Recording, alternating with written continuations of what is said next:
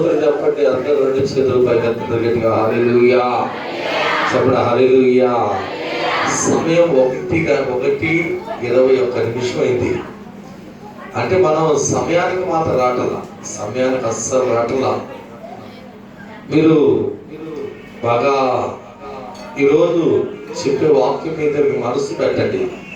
మీరు ఎన్ని గంటలకు వచ్చారో నాకు తెలియదు, కానీ నేను వాకింగ్ కంప్లీట్ అయిపోయేదాకా మీరు ఇక్కడికి చేరలేదు. మీరు క్రమం పాటిస్తున్నారా? ఒక క్రమానికి మీరు మందిరానికి రాలేకపోతున్నారు. సరే, సమయంలో దేవుని వాక్యాన్ని మనం చూద్దాం. ఈరోజు దేవుని వాక్యాన్ని మనం గమనించినట్లయితే, ఈరోజు ఇక్కడ ఉన్నవారు మీ మనసు పెట్టండి, మీ మనసు వాక్యం మీద ఉంచండి. సమయం లేదు, మీ మనసు వాక్యం మీద ఉంచండి. నేను చెప్పే వాక్యము మీ మనసులో ఉండాలి. ఇంకా పిల్లలకు గొడవ చేయొద్దు. ఇంకా అక్కడ కూర్చోబెట్టుకుని దేవునికి స్తోత్రం చెప్పండి హల్లెలూయా. మొదటిగా మీ అందరికి కూడా నా హృదయపూర్వకమైన వందనాలు.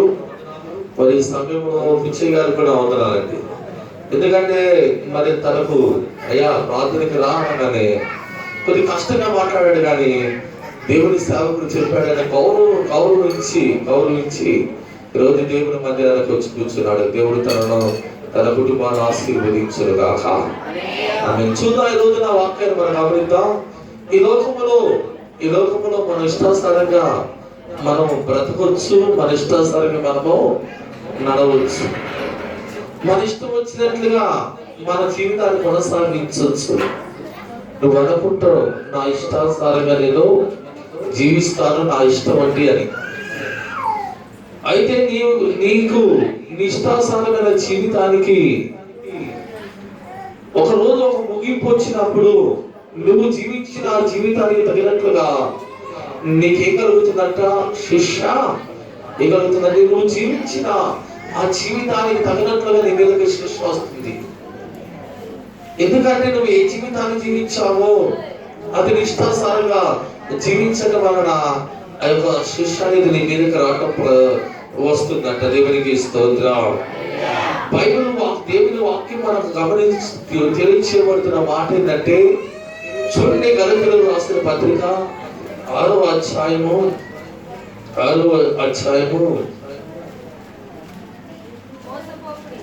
మోసపోకుడి, దేవుడు ఎక్కిరింపబడడు. మనుషుడు ఏమి విత్తునో ఆ పంటనే కొయ్యును. తలలో వంచనిచ్చిన ప్రార్థన. పరిశుద్ధుడైన మా తండ్రి, సర్వాధికారైన మా యేసు నాయనా, మీకు వందనాలు. నీ పశ్చిమలో నిలబడిన నీ దాసుని నన్ను మరుగుపరిచి మీరు ఈ స్థలంలో మీరు మాట్లాడండి. దయగలిగిన అయ్యా మీరు మాట్లాడాలి, మీ మాట మీ స్వరం వినాలి. అయ్యా ఈ స్థలంలో ఉన్నవారు మొత్తం ప్రభు ప్రతి ఒక్కరికి మీరు మాట్లాడండి. నన్ను మరుగుపరిచి మీరు కనిపించండి. చేరువచ్చిన బిడ్డలను బట్టి మీకు వందనాలు. రావాల్సిన వారు ఉన్నారు, వారు నడిపించమని యేసు నామములో ప్రార్థిస్తున్నాను తండ్రి. హల్లెలూయా. ఈ లోకములో నిష్ఠానుసారంగా జీవించిన జీవితానికి నువ్వు అనుకుంటున్నావు, నేను తప్పించుకుంటాను అనుకుంటున్నావు, కానీ నీ మీదకి రావాల్సిన శిక్ష మాత్రం రాకుండా పోదండి. ఎందుకంటే వాక్యం మనం తెలియచేయబడుతున్న మాట ఏంటంటే, మోసపోకుడి, దేవుడు వెక్కిరింపబడడు. నీవు ఏ యొక్క విత్తనమైతే విత్తుతావో అదే పంట కోస్తావు. దేవునికి స్తోత్రం చెప్పండి హల్లెలూయా. నువ్వు ఏ విత్తనమైతే విత్తుతావో ఆ పంటే కోస్తావు. విత్తేదేంటి అనగా, విత్తుతున్నది పాపం అనే ఒక విత్తనాన్ని నువ్వు విత్తుతున్నావు. పంట ఏం కోస్తావు? తీర్పు అనే పంట ఉంటుంది, నువ్వు మర్చిపోతున్నావు. నిష్ఠానుసారమైన ఆ జీవితాన్ని నువ్వు జీవించి, నిష్ఠానుసారంగా నువ్వు నడిచి, నిష్ఠానుసారంగా నువ్వు బ్రతికి, నా ఇష్టం వచ్చినట్లుగా నేను జీవిస్తున్నాను, నేను తప్పించుకున్నానే అనుకుంటున్నావేమో. రావాల్సిన ఆ యొక్క శిక్ష రాకుండా పోదండి. నువ్వు తప్పించుకోవాలనుకున్న ఆ శిక్షలోనికి నువ్వు ఖచ్చితంగా వెళ్ళకుండా మానదండి. దేవునికి స్తోత్రం. ఏ విత్తుతున్నావు అనగా మన మన దేవుని వాక్యాన్ని, మన పరిశుద్ధ గ్రంథమైన బైబిల్ మనకు తెలియచేయబడుతున్న మాట ఏంటంటే, కత్తి పట్టినోడు ఎలాగంట, కత్తితోనే మరణిస్తాడంటే. గోతి తవ్వినోడు ఎక్కడ పడతాడంట, గుంట తీసినోడు ఆ గుంతలోనే పడతాడంటే. నువ్వు ఏమి ఎత్తుతున్నావు, నీ జీవితము ఎలాగుందో ఈ మధ్యాహ్న కాల సమయమున వాక్యం వింటున్న నువ్వు ఒక్కసారి ఆలోచించాల్సిన సమయం ఇది. దేవునికి స్తోత్రం చెప్పండి, హల్లెలూయా. మోసపోకుడి. మనం అనుకుంటున్నాం మనం తెలియగలిగిన వారము దేవుణ్ణి మోసం చేస్తున్నాం అనుకుంటున్నాం అండి. దేవుడు వెక్కిరింపబడడు. దేవుడు నిన్ను వెక్కిరించవనుకో, మనం కొన్ని చూస్తాం. ఆకాశం మీద ఉమ్మేయాలని ప్రయత్నం చేస్తే ఏమవుతుంది చెప్పండి? ఆకాశం మీద ఉమ్ము వేయాలని ప్రయత్నిస్తే అది తిరిగి వచ్చి నీ మొహానే పడుతుందండి. దేవుణ్ణి వెక్కిరించాలని అటు ఆలోచనలో నీవు అటు దేవుని వాక్యము తెలియచేయబడుతుంది. ఈ రోజున మనుషులు జీవించే జీవితము ఎలా ఉంటుందంటే, దేవుడు నాడని ఒక భయం అనేది లేకుండా, మరి మన జీవితాలు ఏ రీతిగా ఉన్నాయనే ఆలోచన లేకుండా, మన దేవుని సన్నిధిలో మనం ఉంటున్న మన జీవితాలు, మనము దేవుని సన్నిధిలో ఏ విత్తనమైతే వింటామో, ఏ పంట మోస్తున్నామో ఒక్కసారి మన అంతరాత్మను మనం పరిశోధన చేసుకోవాలి. దేవుని మందిరాలకు వస్తున్నాం, దేవుని వాక్యం వింటున్నాం, దేవుని వాక్యం వింటున్న మనము మన జీవితాల్లో ఒకసారి పరిశోధన చేసుకోవాలి. నీ జీవితంలో ఏ విత్తనం వింటావు, ఏ పంట పోస్తున్నావు. ఈ రోజున నీకు ఆశ ఉంటుంది, ఆశ లేకుండా ఉంటుందా? ఎవరి ఆశ లేకుండా ఉంటుందా? ఏదైనా పంట వేసినప్పుడు, ఏదైనా విత్తనం నాటినప్పుడు నీకు ఏం ఆశ ఉంటుంది? ఆ పంట ఆశిస్తావు, ఆశించవా? ఆ పంటను ఆశిస్తావు. ఆ పంట నీకు సరిగ్గా ఆ పంటను ఆశించిన రీతిగా రాకపోతే నీ మనసు ఎలా ఉంటుంది? బాధ కలిగింది కదా. నేను ఆశించిన రీతిగా ఈ పంట రాలేదు, నేను వేసినానే, నేను ప్రయాసపడ్డాను కానీ నా ప్రయాసం తగిన ప్రతిఫలం అనేది రాదా. నువ్వు ఏం తింటున్నావు? దేవుడు కూడా నిన్ను అడుగుతాడండి. నువ్వు ఏ విత్తనం విత్తావో ఆ పంటే వస్తావు. నువ్వు నీ పొలములో మరి వడ్ల విత్తనం విత్తి గోధుమ పంట పోయాలంటే అది జరిగేది కాదండి. అవుతుందా? కాదండి. నీ తోటలో దర్శాపనలు, నీవు తోటలో ఒక యాప చెట్టేసి యాప కాయలను మలిపించి నువ్వు దర్శాపనలు పోయాలంటే జరుగుతుందా? నువ్వు యాప విత్తనం ఎత్తితే యాప కాయలు వస్తావు, ద్రాక్ష విత్తనం నాటితే ద్రాక్ష పల్లె కోస్తావు. నువ్వు ఏది ఎత్తుతావు అది కోస్తావు.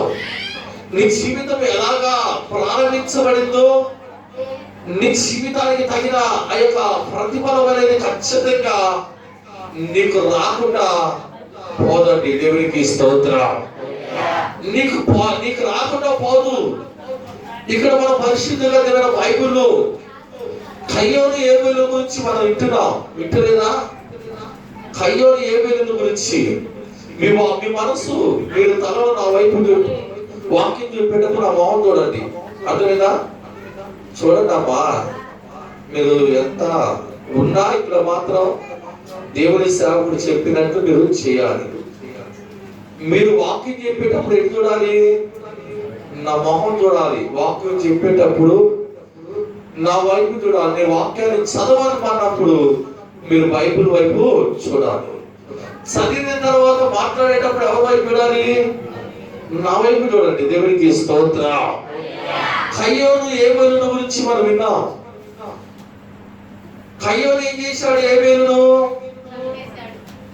కయ్యోనుని ఏబేలు చంపేశాడండి. మరి కయ్యోను అంతేనా?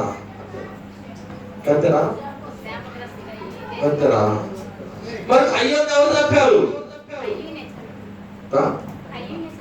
కయ్యోను చంపాడా? ఎవరిని? ఏబేలుని కయ్యోను చంపాడు. కయ్యోను ఎవరు చంపారు? నేను చెప్పేది నీకు అర్థం కావట్లేదు. తిరిగి నేను చెప్తాను. నేను ఇంగ్లీష్ లో మాట్లాడతా. కయ్యోను ఏబేలును చంపాడు, అది ఖచ్చితమే. మరి కయ్యోను ఎలా చనిపోయాడు అనగా చూడండి, వాక్యాన్ని చదవండి. ఆదికాండము 4వ అధ్యాయము 23వ వచనాన్ని చదవండి. లేమెకు అనే ఒక ఆయన ఉన్నాడు. తన భార్యలతో, ఓ ఆదా, ఓ శీలా, నా పలుకు వినండి. ఈ లేమెకు భార్యలారా, నా మాట ఆలకించండి. నన్ను గాయపరిచినందుకే ఒక మనిషిని చంపాను. నన్ను దెబ్బ కొట్టినందుకే ఒక పడుచువారిని చంపితిని. 7 ప్రతిదండన కయ్యోను కోసం వచ్చిన ఎడల, ఏమేం కోసము? దేవునికి స్తోత్రం చెప్పండి, హల్లెలూయా. చరిత్ర పుస్తకంలో రాయబడిందండి, కయ్యోను ఏ రీతిగా ఏమేను చంపాడో, ఈ లేమెకు కూడా కయ్యోను అలాగా చంపేశాడంట. ఇక్కడ రాయబడింది, ఏమేను చంపినందుకు కయ్యోను మీదకి ఎంత 7 దండన వస్తే, కయ్యోను చంపినందుకు ఎంతట? 70 ఏంటట ప్రతి దండన వస్తుందంట. దేవునికి స్తోత్రం. తనను గాయపరిచినందుకు, తన మనసును గాయపరిచినందుకు, తనను దెబ్బ కొట్టినందుకు నేను ఒక పరుచువారిని చంపాను. కయ్యోనికి ఏ శిక్ష విధించబడిందంట? ఏబేలుని ఏ రీతిగా చంపాడో కయ్యోను, ఆ రీతిగానే కయ్యోను చంపబడ్డాడండి. దేవునికి స్తోత్రం. ఇక మీరు చదవండి, ఆయన గురించి ఉండదు. దేవునికి స్తోత్రం చెప్పండి, హల్లెలూయా. ఎందుకంటే ఆ యొక్క శిష్య తన ఏది విద్దాడు? తన తమ్మును చంపాడండి. కయ్యోను ఏబేలును చంపాడు. కయ్యోనుని ఎవరు చంపారంట? లేమెకు చంపేశాడు. దేవునికి స్తోత్రం. ఈ రోజున నువ్వు ఏది విత్తుతావో అదే పంట కోస్తావు. దేవునికి స్తోత్రం. కయ్యోనును మరి ఏ రీతిగా ఏబేలును ఏ రీతిగా కయ్యోను చంపాడో, కయ్యోను కూడా అదే రీతిగా చంపబడ్డాడంటే, ఈరోజు వాక్యం వింటున్నావు, దేవుని బిడ్డలకు ఆలోచించినట్లయితే నువ్వు ఏది విత్తుతావో అదే కోస్తావు. దేవునికి స్తోత్రం. చెప్పండి, 2 చేతులు పైకెత్తి గట్టిగా హల్లెలూయా. చెప్పండి గట్టిగా హల్లెలూయా. నువ్వు ఏది విత్తుతున్నావు ఈ మధ్యాహ్న కాల సమయంలో నీకే నువ్వు పరీక్షించుకోవాలి. దేవునికి స్తోత్రం. చూడండి, పరిశుద్ధమైన బైబిల్లో మనకు ఒక మనిషిని చూడవచ్చు. నీవు ఎవరినైనా వ్యతిరేకించవచ్చు, లేదా నువ్వు ఎవరితోనైనా మాట్లాడవచ్చు, లేదా నీవు ఎవరినైనా ఎదిరించి బ్రతకొచ్చు. ఒక ఆయన పేరు యాకోబు అండి. ఎవరండి ఆయన? చెప్పండమ్మా. దేవునికి స్తోత్రం చెప్పండి, హల్లెలూయా. ఈ యాకోబును గురించి మనం గమనించినట్లయితే, యాకోబును గురించి యాకోబు ఒకసారి ఏశావు వస్త్రాన్ని ధరించుకున్నాడు. ఏం ధరించుకున్నాడంట? ఏశావు వస్త్రాన్ని ధరించుకొని యాకోబు తన తండ్రి వద్దకు వెళ్ళి తన వేసుకున్న వస్త్రాలను, ఆ వస్త్రాలను బట్టి తన తండ్రిని యాకోబు మోసం చేశాడండి. తెలుసా?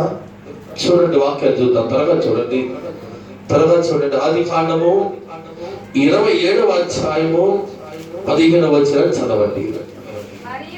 మరియు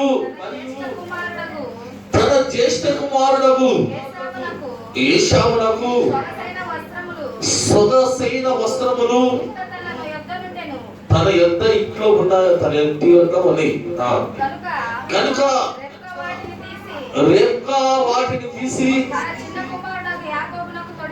తన చిన్న కుమారుడైన యాకోబునకు తొడిగించి, మీరు బాగా గమనించాలి, వస్త్రాలను తొడిగించి మేకపిల్ల చర్మము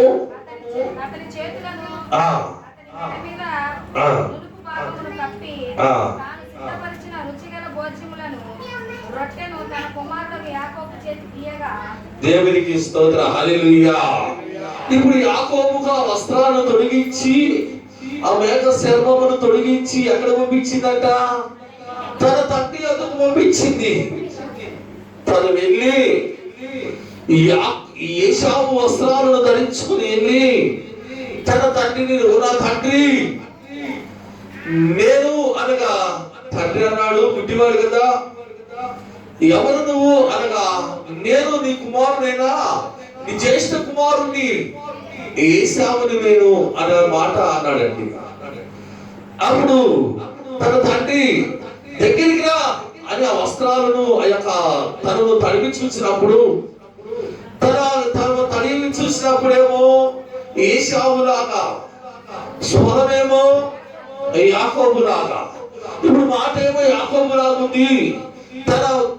తన వస్త్రాలు తన మెడమే చూసినప్పుడు ఆ రోమాలు అవి ఉండగా వాటిని గమనించిన తన తండ్రి ఏశావే అనుకొని యాకోబును ఆశీర్వదించాడంట. దేవునికి స్తోత్రం. చెప్పండి గట్టిగా, హల్లెలూయా. మా తండ్రిని మోసం చేయడానికి ఏశావు వస్త్రాలను తీసుకొని ఎవరు ఎత్తుకెళ్ళాడు? తన తండ్రి ఎత్తుకెళ్ళి తన తండ్రిని మోసం చేశాడు యాకోబు. యాకోబు అనగా మోసగాడు. తన తండ్రి అన్నాడు, ఇదిగో నా ఎదుకు వచ్చి వెళ్ళిన వాడెవడు? అది అయితే తమ్ముడు యాకోబే. అతడుకు ఈ పేరు సరి అయినదే. దేవునికి స్తోత్రం. యాకోబు అనే మాట సరి అయినదే.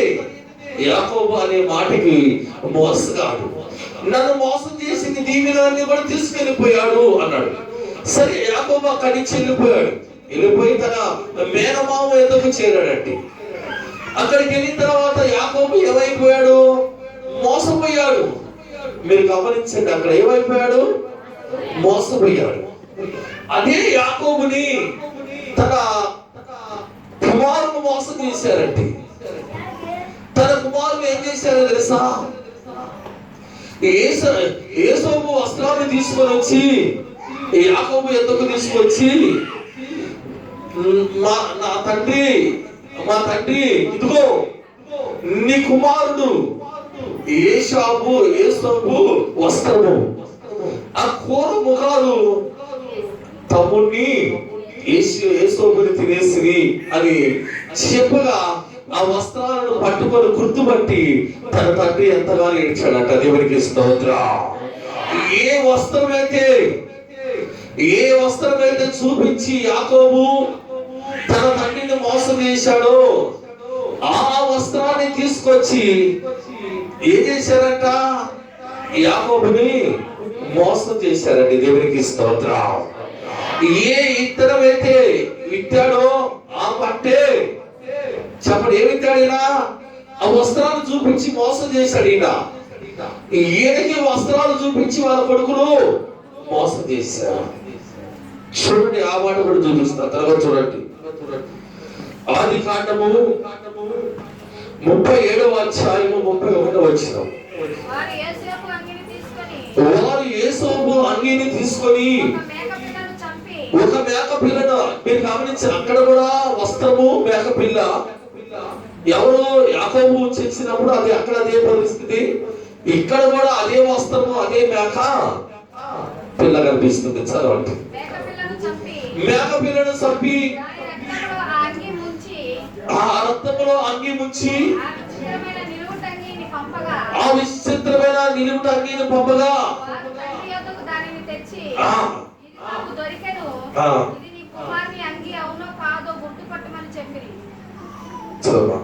అతడు దానిని గుర్తుపట్టి, ఈ అంగి నా కుమారునిదే, దృష్టముఖము వానిని తినివేసెను, యోసేపు నిశ్చయముగా చీల్చబడినెను. దేవునికి స్తోత్రం, హల్లెలూయా.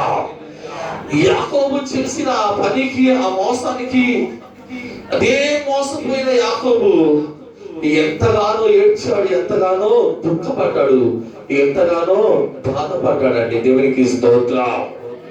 ఎంతగానో బాధపడ్డాడు, ఎంతగానో దుఃఖపడ్డాడు, ఎంతగానో ఏడ్చాడు. మీరు చూసినట్లయితే ఆయన బూడిదలో కూర్చుని వస్త్రాలు చించుకొని ఆయన ఎంతో వేదన కలిగి ఏడ్చినట్లుగా మనం చూస్తామండి. దేవునికి స్తోత్రం. ఏది విత్తాడంట? ఏది విత్తాడో అదే చప్పటి కోసాడా లేదా? మీరు ఈ మధ్యాహ్న కాల సమయంలో వాక్యం వింటున్నా మీరు ఆలోచించాలి. నువ్వు ఏది విత్తుతావు అది కోస్తావు. నువ్వు దేవుని సన్నిధిలో గాని, నువ్వు దేవుని నీ భక్తిలో గాని, నీ జీవితంలో గాని ఏ విత్తనం అయితే నాటుతావో అదే పంట కోయట ప్రారంభించబడుతుంది. దేవునికి స్తోత్రం. చెప్పండి గట్టిగా హల్లెలూయా, చెప్పండి హల్లెలూయా. సౌలును గురించి చూద్దాం. సౌలు దావీదు మీద కసి పెంచుకున్నాడండి. ఎవరి మీద కసి పెంచుకున్నాడు? చెప్పండి దేవునికి స్తోత్రం. చెప్పండి గట్టిగా హల్లెలూయా, చెప్పండి హల్లెలూయా. ఎవరి మీద కసి పెంచుకున్నాడంటే దావీదు మీద కసి పెంచుకున్నాడు. ఒక సమయంలో మనం గమనించినట్లయితే సౌలు వేల కొలది దావీదు ఏం పాడారంట పాట? సౌలు వేల కొలది దావీదు 10,000 కొలదని పాట పాడినప్పుడు సౌలుకి ఏం కలిగిందంట? చెప్పండి దేవునికి స్తోత్రం. హల్లెలూయా. దావీదు మీద ఇసుపు చూపు ఏం చూస్తారండి? ఇసుపు చూపు చూడటమే కాదు, అప్పటి నుంచి కూడా దావీదును చంపాలని సౌలు ప్రయత్నిస్తూనే ఉన్నాడంట. దేవునికి స్తోత్రం. చెప్పండి హల్లెలూయా, హల్లెలూయా. యేసయ్యా నీతో జీవించాలని నా బ్రతుకు బ్రతుకుగా. అందరూ కలిసి పాడదాం. యేసయ్యా నీతో జీవించాలని నా బ్రతుకు బ్రతుకుగా. నాయనువే నాట్యమాడేను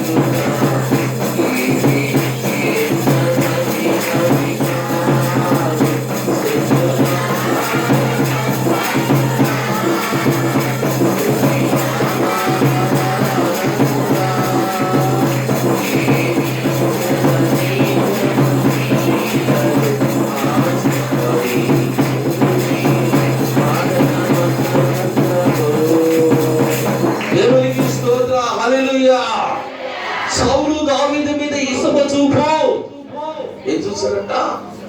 ఇసప చూపు చూసి దావీదును చంపాలని ప్రయత్నిస్తూనే ఉన్నాడంట. తన ఆలోచన ఎలాగుందంటే చూడండి త్వరగా మొదటి సామ్యూయేలు గ్రంథము 19వ అధ్యాయము 19వ అధ్యాయము 10వ వచనాన్ని చూడండి.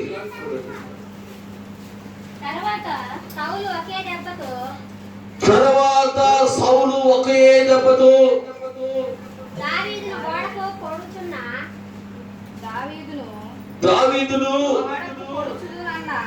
దావీదుని గోడకు పొడుచుదునన్న తాత్పర్యము కలిగి వీట విసిరెను. దావీదు అతని ఎదుట నుండి తప్పించుకొనినందున ఈట గోడకు నాటగా. ఆ దేవునికి స్తోత్రం చెప్పండి గట్టిగా, హల్లెలూయా. ఆ తాత్పర్యం ఎలా కలిగి ఉన్నాడంటే దావీదును చంపాలని ఒక తాపత్రము, ఆ యొక్క ఆలోచన అండి తనకు. తన దావీదుకు ఏవేసి విసిరాడంట, వీట విసిరినప్పుడు అది ఎక్కడ దుచ్చుకుందండి? దావీదు దాన్ని తప్పించుకోగా పోయి గోడకు వీట దుచ్చుకుందట. దేవునికి స్తోత్రం. ఒకే దెబ్బతో దావీదును వీటితో పొడిచి చంపాలని ఏ తాత్పర్యం కలిగి ఉన్నాడంట? ఆ మనసు, ఆ తాత్పర్యం కలిగి ఉన్నాడండి సౌలు. అయితే ఆ సమయంలో దావీదుకు విసిరిన వీట ఆ గోడకు గుచ్చుకోదు కానీ దావీదు అక్కడ నుండి తప్పించుకున్నాడట. దేవునికి స్తోత్రం. తను ఏ తాత్పర్యం కలిగి ఉన్నాడు, ఏ ఆలోచన కలిగి ఉన్నాడంటే దావీదును ఒక్క దెబ్బతో పొడిచి వీటితో పొడిచి చంపాలని అటువంటి ఆలోచన, ఆ మనసు తనలో ఉందండి. దేవునికి స్తోత్రం. వీట విసిరాడు, ఏమైపోయాడు? దావీదు తప్పించుకున్నాడు. వెళ్ళి ఆ వీట గోడకు కురిపడుచుకుని అంటే నాటబడింది, అంటే దిగబడిపోయింది ఆ గోడ. సౌలు ఆ తాత్పర్యం కలిగిన వాడంటే సౌలు పరిస్థితి ఎలా ఏమైందో తెలుసా? చూడండి, తను ఏదైతే విత్తాడో అదే తన జీవితంలో జరిగింది. దేవునికి స్తోత్రం. చూడండి, అదే మొదటి సామ్యూయేలు గ్రంథము 31వ అధ్యాయము 10వ వచనాన్ని చదవండి. మరియు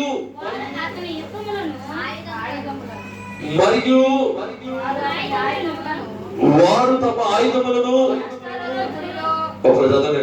రాష్ట్రారోతపు గుడిలో ఉంచి అతని పట్టణమును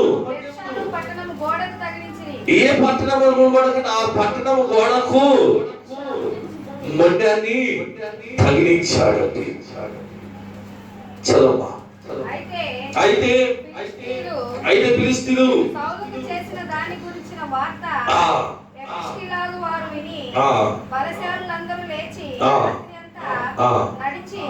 సౌలు మొండెమును అతని కుమారుల కళేబరములను బెత్షాను పట్టణపు గోడ మీద నుండి దించి యబేషునకు తిరిగి వచ్చి వాటిని దహనము చేసి. దేవునికి స్తోత్రం, హల్లెలూయా. అక్కడ దాన్ని దహనము చేశారట. అంటే సౌలు ఏ తప్పును కలిగి ఉన్నాడో అదే పరిస్థితి తన జీవితంలో జరిగిందంటే ఆ పట్టణము గోడలో ఆ గోడలోకి ఏం తగిలించబడిందంట? ఆ వీటితో ఆయన మొండాన్ని దానికి నాటి దానికి తగిలించబడిందంట. తను ఏదైతే విత్తాడో అదే పంట. చెప్పండి, తన ఏదైతే చేయాలని ఆలోచన కలిగి చేయబోయాడో అదే తన జీవితంలో జరగడానికి కారణమైంది. దేవునికి స్తోత్రం. చెప్పండి, హల్లెలూయా. అదే తన జీవితంలో జరగడానికి కారణమైంది. మనుషుగా ఈ మధ్యాహ్న కాల సమయంలో ఆకి విత్తున్న నువ్వు ఏది విత్తుతున్నావో, ఏది కోస్తున్నావో నీకు తెలుస్తుందా? నీకు అర్థమవుతుందా? అర్థం కలిగిన ఆ మనస్సు నీలో ఉందా? నువ్వు ఏ విధంగా దేవుని సన్నిధిలో కొనసాగుతున్నావో, ఏ విధంగా దేవుని సన్నిధిలో నడవగలుగుతున్నావో, ఏ జీవితాన్ని కలిగి ఉన్నావో, ఏ విశ్వాస సంబంధమైన పరిస్థితిలో ఉన్నావు, ఏ విశ్వాసాలను నాటావో ఆ విశ్వాస సంబంధమైన పంటే నువ్వు కోస్తావు. నీ జీవితంలో ఏ విత్తనము విత్తుతున్నావో ఈ సమయంలో ఖచ్చితంగా నీ అంతరాత్మ నువ్వు పరిశీలించుకోవాలి. దేవునికి స్తోత్రం. హల్లెలూయా చెప్పండి. హల్లెలూయా. సౌలు ఏ విత్తనం విత్తాడో, దావీదు సంపాదన యొక్క తాపత్రయము, ఆ యొక్క ఆలోచన, తను ఏ విషయం అయితే కలిగి ఉన్నాడు, ఏ విత్తనం విత్తాడో అదే రీతిగా ఆ యొక్క పంటను కోయగలిగాడండి. సమయంలో ఇంకొక మనిషిని చూపిస్తాను చూడండి. ఎవరంటే హామాను గురించి. హామాను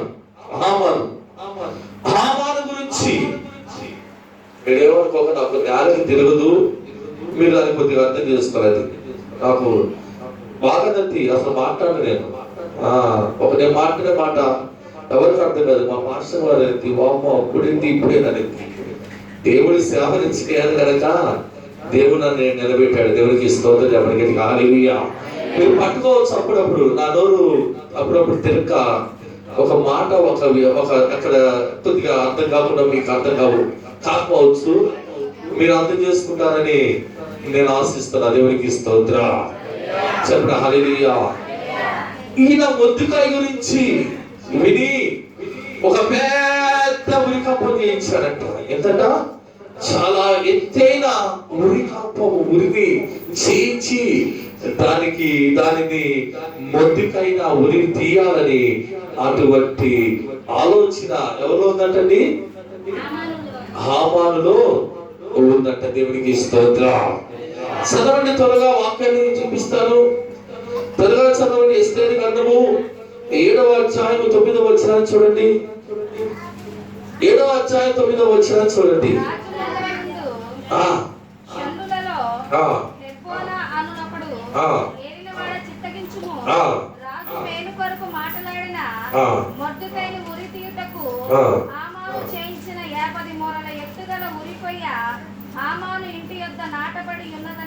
దేవునికి స్తోత్రం. హల్లెలూయా. ఎంత ఎత్తుందంట అది? 50 మూరలు ఎత్తున్నా దాన్ని చేయించాడండి. ఎవరిని ఉరి తీయాలని? మొద్దుకైన ఉరి తీయాలని చేయించాడు ఆయన. చెప్పండి అందరు గట్టిగా, మీ చేతుల పైన హల్లెలూయా చూడండి. హల్లెలూయా.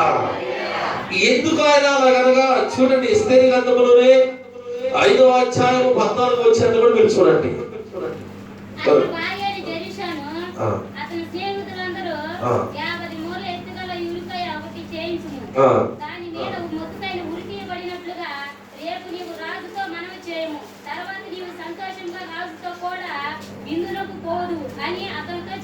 దేవునికి స్తోత్రం. హల్లెలూయా.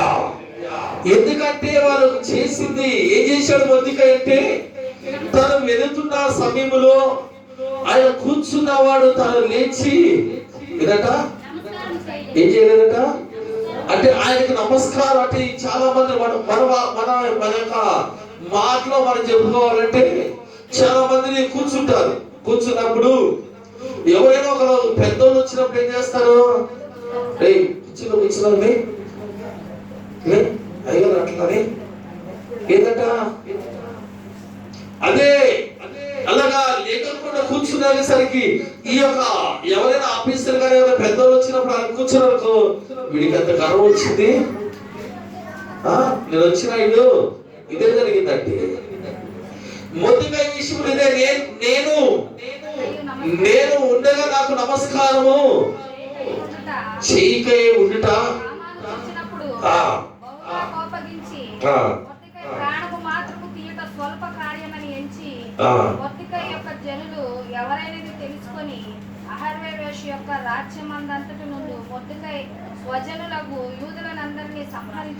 దేవునికి స్తోత్రం. హల్లెలూయా. ఆ చిన్న అదేనండి ఆ సమస్యను తను అది ఎంతో పెద్దది చేసి 50 మూరల ఎత్తుగలిగిన ఉరి అది చేయించి మొద్దుకాయని ఉరి తీయాలని ప్రయత్నించాడు. దానిని ఆ విషయంలో తను ఏదైతే విత్తాడో ఏది కోసాడో చూడండి త్వరగా. ఎస్తేరు గ్రంథము 9వ అధ్యాయము 14వ వచనాన్ని కూడా మీరు చూడండి.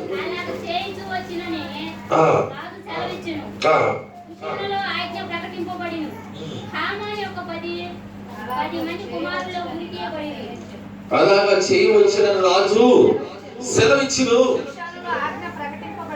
శుషానులో ఆజ్ఞ ప్రకటించబడిను. ఆమాను యొక్క 10 మంది కుమారులు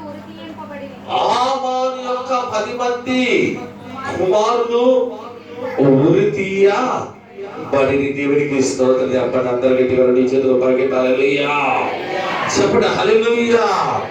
ఆమాను యొక్క 10 మంది పిల్లలు కూడా ఏమయ్యారంట? ఉరి తీయబడ్డారంట. ఏ విత్తనం అయితే విత్తాడో ఆ పంట పోయటానికి కారణమైందండి. దేవుని వాక్యం వింటున్నప్పుడు దేవుని బిడ్డలను మనం ఆలోచించినట్టయితే మనం ఏ విత్తనం విత్తుతామో ఆ పంటే పోస్తాం. కయ్యోను చంపిన కయ్యోను ఏమేను చంపాడు, కయ్యోను కూడా అలాగే చనిపోయాడు. యాకోబు తన తండ్రిని మోసం చేశాడు, యాకోబును కూడా వారి పిల్లలు అలాగే మోసం చేశారంటే. సౌలు దావీదును చంపాలని ఏ ఒక తాత్పర్యం కలిగి ఉన్నాడో అలాగనే సౌలు చనిపోయాడంటే. మొర్దెకైని ఉరి తీయాలని ఆమాను ఏ రీతిగా మనసు కలిగి ఉన్నాడో, ఎటువంటి ఆలోచన తను కలిగి ఉన్నాడో, తను ఏది విత్తాడో తనే కాదు తన 10 మంది పిల్లలు కూడా ఉరి తీయబడ్డారట. దేవునికి స్తోత్రం చెప్పండి. హల్లెలూయా. దేవుని వాక్యం వింటున్నప్పుడు దేవుని బిడ్డలను మీరు గమనించినట్లయితే నువ్వు ఏది విత్తుతావో అదే పంట కోస్తావు. దేవుడు వెక్కిరింపబడను. నువ్వు అనుకోవచ్చు, నువ్వు ఆలోచించవచ్చు, నువ్వు వ్యతిరేకించవచ్చు, నీ ఆలోచన తగినట్లుగా నువ్వు జీవించవచ్చు, నీ ఆలోచన తగినట్లుగా నువ్వు నడవచ్చు, నువ్వు ఆలోచన తగినట్టుగా నీ మాటలు ఉండొచ్చు, నీ ఆలోచన తగినట్టుగా నీ జీవితం ఉండొచ్చు, నీ ఆలోచన తగినట్టుగా నీ జీవితంలో నీ పాపం ఉండొచ్చు. నువ్వు అనుకోని జీవించవచ్చు. ఈ లోకంలో నేను నా ఇష్టాసారంగా నేను ఇలా జీవిస్తున్నాను అనుకోవచ్చు. నువ్వు విత్తుతున్నది పాపము, పోస్తున్నది తీర్పు. నువ్వు ఏది విత్తుతావో అదే పంట కోస్తావంట. దేవునికి స్తోత్రం. నువ్వు ఏది విత్తుతావో అదే పంట కోస్తావు. నువ్వు ఏది విత్తుతావో అదే పంట కొయ్యగలుగుతావండి. ఈ రోజున వాక్యం వింటున్న మీరు ఆలోచించాలి. దేవుని పిల్లలుగా మనం ఏ విత్తనం విత్తుతున్నాం, ఏ పంట కోస్తున్నాం, మన దేవుని మందిరానికి ఎలా వస్తున్నాం, ఎలాగే వెళుతున్నాం.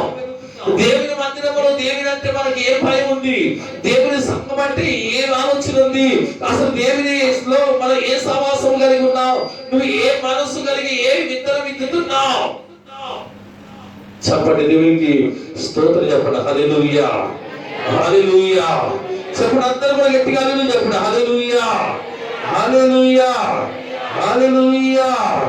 యేసయ్యా నీ కృప తలంచగానే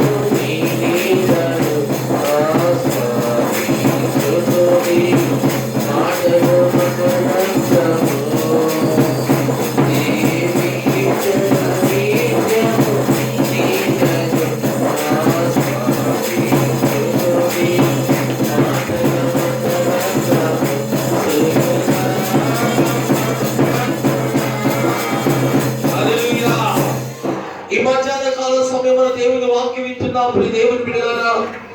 మనం ఏది విత్తుతున్నాము? ఏ విత్తనం వేస్తున్నాము? నువ్వు ఏ విత్తనం వేస్తావో ఆ పంటే నువ్వు కోస్తావు. నువ్వు అనుకోవచ్చు, నేను దేవుని మోసం చేసి, నేను దేవుని మోసం చేస్తున్నాను, పాస్టర్ని మోసం చేస్తున్నాను, సంఘాన్ని మోసం చేస్తున్నానని నువ్వు అనుకోవచ్చు. నువ్వు అనుకున్నట్లుగా నువ్వు జరుగుతుందని భ్రమపడవచ్చు. నువ్వు అనుకున్నట్లుగా నువ్వు భ్రమపడినట్లుగా జరగదు. నువ్వు ఏది విత్తుతావు అదే పంట నువ్వు కోస్తావు. నువ్వు ఏ గుంత అయితే తవ్వుతావు ఆ గుంతలోనే నువ్వు పడతావు. ఇది సత్యం. బైబిల్ తెలియచేయబడుతుంది. బైబిల్ చెబుతున్నా నిజమండి. ఈ మధ్యాహ్న కాల సమయంలో వాక్యం ఏంటంటే నువ్వు ఈ మధ్యాహ్న కాల సమయంలో ఆలోచించాలి. మన జీవితము ఎలాగుంది? ప్రార్థనా జీవితం ఎలాగుంది? మన భక్తి ఎలాగుంది? మనం ఎలాగుంటున్నాం? భక్తి కలిగిన జీవితంలో కొనసాగుతున్నావా?